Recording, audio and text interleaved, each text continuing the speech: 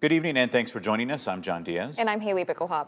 We start with breaking news tonight. The U.S. House passed a bill less than an hour ago that would extend Affordable Care Act tax credits that would help millions of Americans better afford health insurance. The vote came after a rare bipartisan push that forced the measure to the floor. Harrison Belasanti explains what happens next and why supporters say that the stakes are high. The yeas are 230, the nays are 196. The bill is passed, and without objection, the motion to reconsider is laid on the table.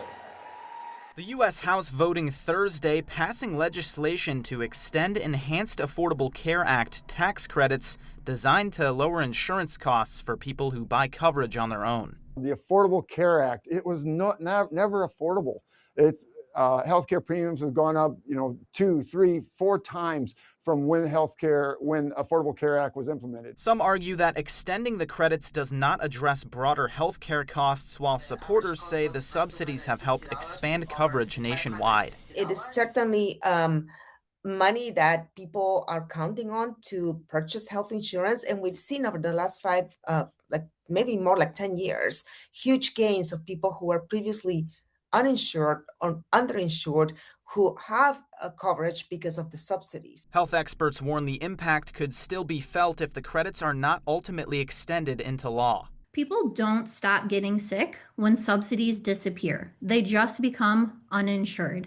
And rural hospitals, which are already operating on razor thin margins, are paying the price because they have to absorb the cost of uncompensated care. Lowe says many families are already struggling to keep up. You would be alarmed at how many folks are living on that edge.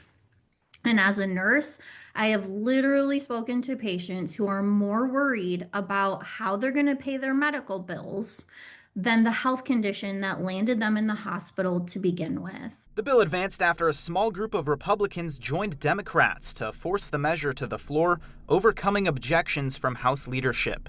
Harrison Belasanti, WQAD News 8. Well, the bill now moves to the Senate, where lawmakers will decide whether to take it up.